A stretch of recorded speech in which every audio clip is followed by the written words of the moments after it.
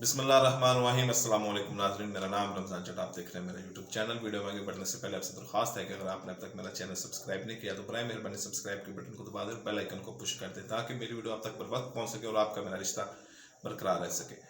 पिछले कुछ चंद दिनों से पाकिस्तान की सियासत में काफी गर्मा गर्मी देखने में आ रही थी और एक जमहूरी प्रोसीजर होता है, उसी जमहूरी प्रोसीजर के जरिए अपोजिशन भी लगी हुई थी और हुकूमत भी लगी हुई थी। अपोजिशन तरीके अदम एतमाद पेश करती है जो अगले चंद दिनों में उस पर वोटिंग होनी है और उसके लिए बड़ी मुलाकातें भी हो रही थी। इमरान खान साहब भी जलसा कर रहे थे। जो जमहूरी प्रोसीजर होता है वो अपोजिशन का राइट है, वो तरीके अदम एतमाद है, और इमरान खान जो वज़ीर आज़म है, हुकूमत है, उनका अपना राइट है कि वो तरीके एतमाद को कैसे नाकाम करते हैं। इमरान खान जो पहले एतमाद का वोट दे चुके हैं पार्लियामेंट से, जब इनके खिलाफ तरीके एतमाद की बात हुई थी वो खुद इन्होंने एतमाद का वोट दिया था। तरीके अदम एतमाद से ज़्यादा मुश्किल होता है कि आप वहाँ पर असम्बली में जाएं और एतमाद का वोट लें। लेकिन अब जो सूरत हाल पिछले कुछ चंद दिनों से थी, इसमें लग रहा है कि हुकूमत काफ़ी पैनिक हो चुकी है, हुकूमत काफ़ी खौफजदा हो चुकी है।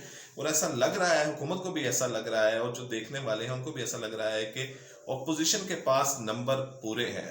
इमरान खान साहब को वजारत उस्मा से हटाने के लिए नंबर पूरे हैं, जिसकी वजह से इमरान खान साहब पिछले काफ़ी दिनों से खुद सरगर्म नजर आ रहे थे। क्योंकि इमरान खान साहब के बारे में ये तासुर है कि वो कभी खुद किसी के पास नहीं जाते, जिसने भी आना है उनके पास आता है। जैसे नईमुल्लाह का जनाजा हुआ वो नहीं गया, उस तरह बहुत से ऐसे मामला होते हैं। इमरान खान खैर अपना मजाज है, वज़ीर आज़म पाकिस्तान है, लेकिन पिछले कुछ ऐसे से नजर आ रहा था कि वो प्रेसिडेंट के पास भी जा रहे थे। MQM जिसके खिलाफ उन्होंने बड़ी एक ज़बरदस्त उन्होंने तकरीरें भी की हुई हैं, एक बड़ा उनका स्ट्रॉन्ग मौक़िफ़ भी रहा है MQM के पास, लेकिन उनके मरकज़ में भी गए और वहाँ पर MQM के वफ़द से मुलाकातें भी की और एक जलसे भी किए और जलसे में उन्होंने काफ़ी एक दबंग किस्म की तकरीरें भी की। लेकिन आज जो इस्लामाबाद में हुआ, ये ना तो सियासत आती जाती रहती है, सियासत होती रहती है, कुर्सी भी आती जाती रहती है।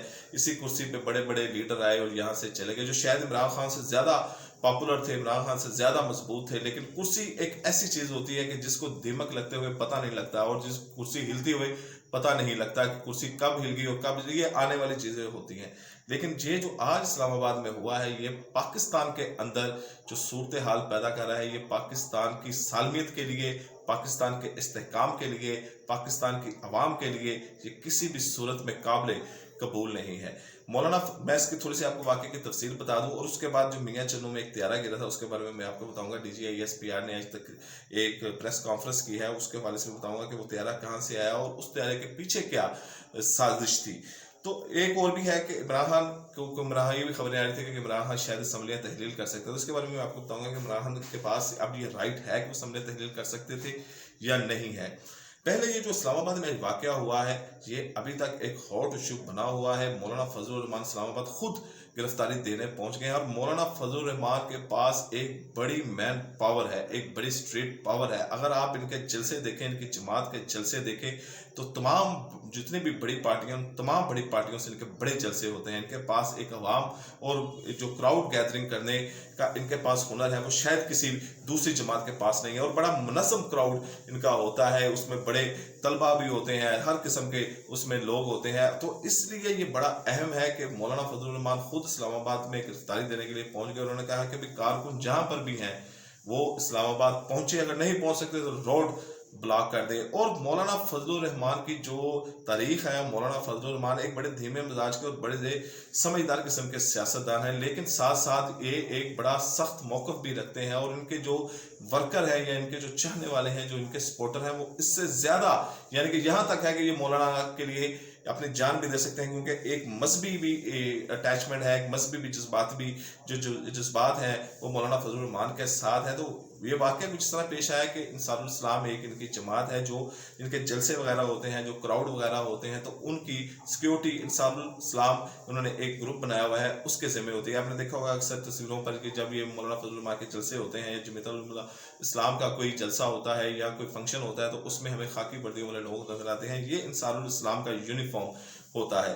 अब कुछ खतरा पैदा हो गया था अपोजिशन को, PDM को, मौलाना फजलुर रहमान को खतरा पैदा हो गया था कि शायद इनके MNA को अगवा कर लिया जाएगा, इस्लामाबाद से अगवा कर लिया जाएगा। तो उनकी सिक्योरिटी के लिए इंसारुल इस्लाम यानी कि मौलाना फजलुर रहमान और दूसरे जो लोग थे उनको सिक्योरिटी देने के लिए ये इंसारुल इस्लाम जो लोग थे, इनके जो कहा जा रहा है, पहले का ये कहा जा रहा था कि ये तकरीबन 10 लोग हैं, लेकिन इतलात के मुताबिक ये तकरीबन 50 लोग हैं। और ये जो पार्लियामेंट लॉजेस हैं, यहाँ पर जाना किसी भी कॉमन आदमी का या आम आदमी का, MNA के अलावा किसी बंदे का वहां पर जाना, ये एक समय से बालातर बात है, क्योंकि जहां पर पार्लियामेंट लॉजिस्ट में जिसमें भी जाना है उसने वहां के एमएनए की इजाजत से जाना है। वहां पर बड़ी सख्ती होती है, गार्ड्स किसी भी अननोन आदमी को या किसी भी इनरेलिवेंट आदमी को, जो गैर मुतल्लका आदमी हो, उसको पार्लियामेंट लॉजिस्ट में नहीं जाने देते। तो पहली बात है कि 50 आदमी जब पार्लियामेंट लॉजिस्ट में पहुंचे हैं तो ये भी एक सवालिया निशान है, वो कैसे पहुंच गए हैं, वो किसकी इजाजत से पहुंच गए हैं। उसके बाद अंसारुल इस्लाम की ये जो दस्ता था, इन्होंने इनकी अपने एमएनएस की सिक्योरिटी को संभाला हुआ था, तो इन पर ऊपर पुलिस ने दावा बोला, इनको गिरफ्तार करने की कोशिश की।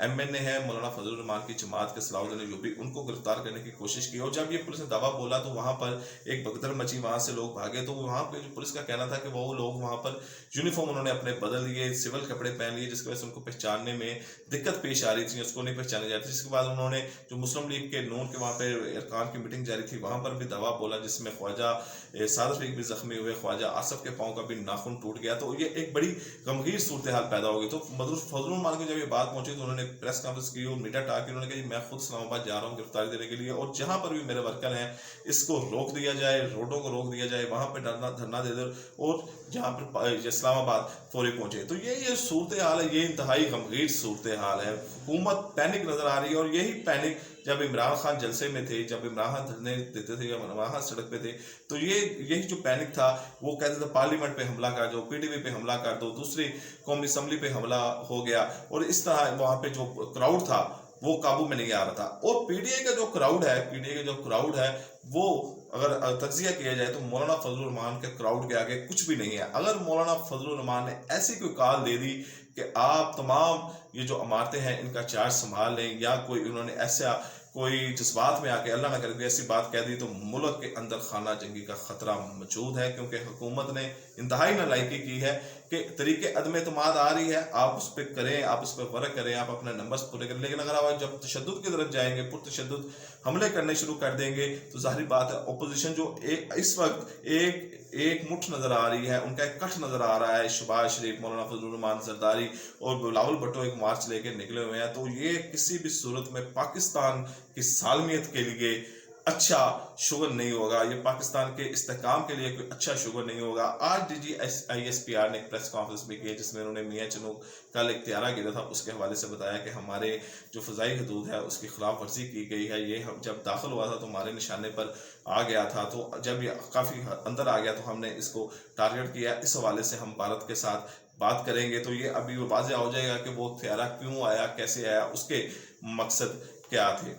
अब ये इमरान खान की खबरें आ रही थी कि इमरान खान शायद तरीके में इत्मीनान आने से पहले कौमी असम्बली को तहलील कर दे। इस तरह वो उनके ऊपर जो लेबल लगेगा कि जी वो उनको पार्लियामेंट, क्योंकि आज तक पाकिस्तान की तारीख रही है कभी भी तरीके अदम एतमाद कामयाब नहीं हुए, लेकिन पहली दफ़ा नजर आ रहा था कि तरीके अदम एतमाद कामयाब हो रहे थे, क्योंकि जिस तरह अपोजिशन कॉन्फिडेंस और एतमाद के साथ ही कि हमने नंबर पूरे कर लिए हैं, और जिस तरह PTI के अंदर तोड़ चोड़ जारी था, तो जलीम खान ने अलग ग्रुप बनाया, फिर उसके बाद जंगीर तरीन ने अलग ग्रुप बनाया, फिर ये दोनों ग्रुप इकट्ठे हो गए, तो ये एक बड़ी पावर बनकर सामने आया। और इमरान खान का खुद भाग दौड़ करना, परवेज के पास जाना, MKM के पास जाना, इसका नजर आ रहा था कि हुकूमत कुछ डावाडोल नजर आ रही है। तो शायद ये हो सकता है कि इमरान खान उस तरीके में से पहले ही कौमी असम्बली तहलील कर दे। बहरहाल अब ये एक माहिर कानून का कहना है कि माहिर कानून का कहना है कि जब तरीके वज़ीर-ए-आज़म के खिलाफ पेश हो गई है, तो अब कौमी असम्बली को तहलील नहीं किया जा सकता। बहरहाल तरीके साहब ने इसके कई ऑप्शंस पर गौर करी है कि तरीके एतमाद को नाकाम कैसे करना है। इसके लिए उन्होंने कहा है कि जिस तरह ये तरीके एतमाद पेश होगी, हमारा कोई भी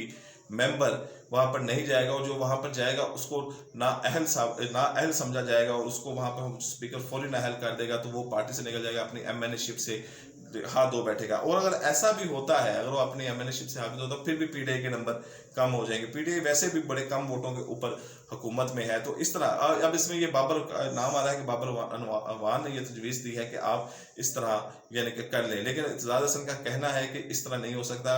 आप अटेंशन पे आप किसी को जुर्म नहीं दे सकते, कोई सजा नहीं दे सकते, और किसी के ज़हन में उसने चोरी करनी है, जब तक चोरी नहीं कर लेता आप उसको सजा कैसे दे सकते हैं। बहरहाल ये जो सियासत होनी चाहिए, अच्छी सियासत होनी चाहिए, मिलजुल के सियासत होनी चाहिए, क्योंकि 5 साल हुकूमत रहती है किसी की, हो सकता है वो अगले साल 5 साल आ जाए, वजीर आते रहते हैं, हुकूमतें आती जाती रहती हैं। अगर रहता है तो मुल्क बाकी रहता है, रहता है तो अगर रियासत बाकी रहती है, स्टेट बाकी रहती है।